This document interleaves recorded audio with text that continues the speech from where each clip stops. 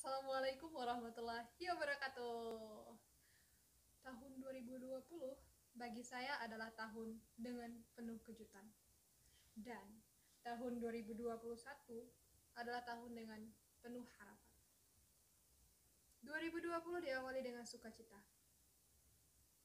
Liburan musim dingin. Mengunjungi Istanbul dan Gaziantep. And first meeting with Zainab. After 3 years we were talking in social media. And then find new family in Gaziantep.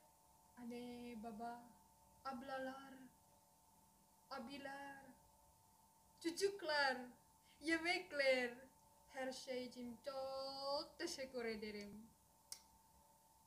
Tapi di tengah 2020 mungkin kita punya masalah yang sama. Ketika COVID-19 datang, kita harus menyesuaikan segala hal yang sebelumnya tidak pernah kita pikirkan. Belajar online, belanja online, seharian di rumah. No, not seharian, but berbulan-bulan.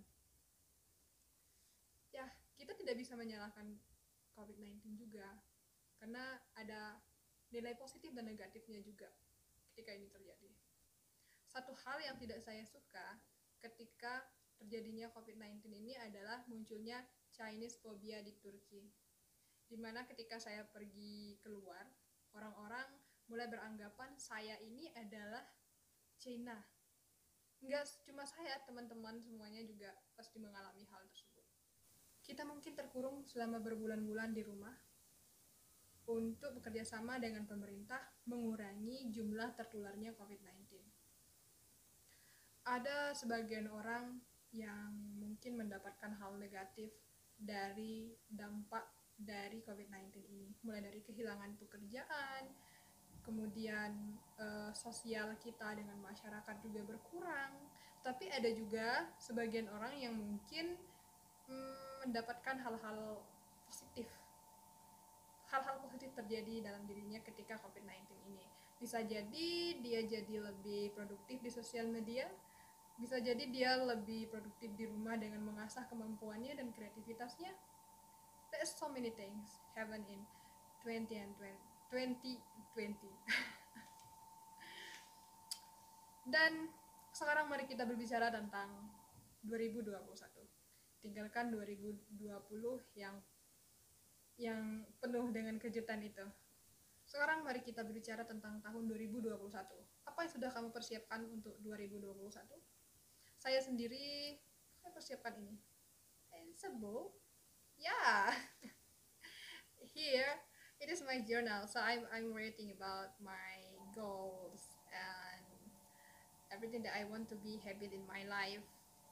Kamu nggak perlu bikin jurnal yang bagus banget kayak di tutorial di YouTube. Itu malahan nggak bagus karena akan menghabiskan waktu kamu cuma untuk merancang doang gitu.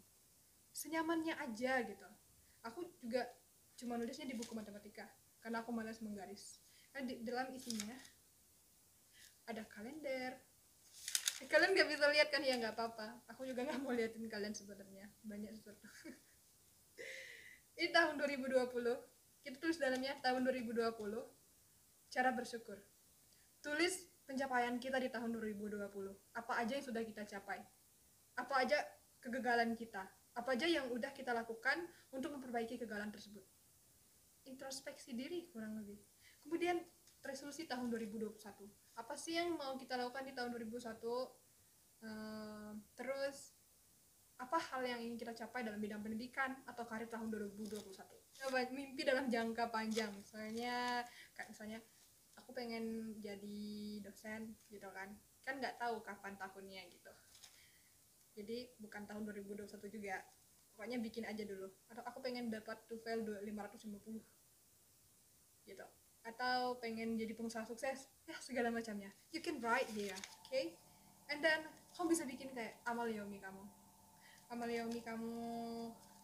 ibadah kamu. Terus kamu juga bikin tentang kebiasaan kamu, mulai dari misalnya kesehatan, olahraga, makan buah, minum air yang cukup, terus dan segala macamnya. terus mau membiasakan misalnya baca buku, atau mau membiasakan menghafal 5 kosakata bahasa Inggris dalam sehari. That's so easy. Okay, sedikit demi sedikit lama-lama menjadi bukit. Terus kamu bisa bikin goal activity, hari ini kamu mau lakukan apa, tanggal sekian mau lakukan apa, dan segala macamnya. Kemudian, nah, aku punya satu hal yang baru. Kelihatan gak sih? Phone usage and study log. Jadi di sini aku bikin di sebelah kanannya ini adalah penggunaan handphone, dan sebelah kirinya adalah berapa lama aku waktu belajar. Jadi aku mau lihat berapa lama aku gunain handphonenya, lebih banyak ke handphone atau lebih banyak ke belajar. Jadi gitu. Terus kamu juga bisa bikin, buat kamu yang penggiat sosial media, kamu bisa bikin di ide-ide Instagram, ide-ide untuk post di blog, ide-ide untuk post di YouTube, ide-ide untuk post di TikTok misalnya ya, kalau ada.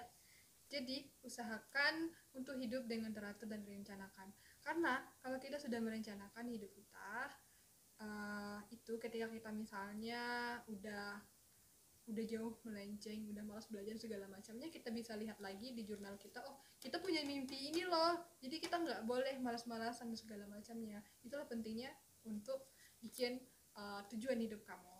Okay? Jadi kamu bisa fokus dengan tujuan hidup kamu.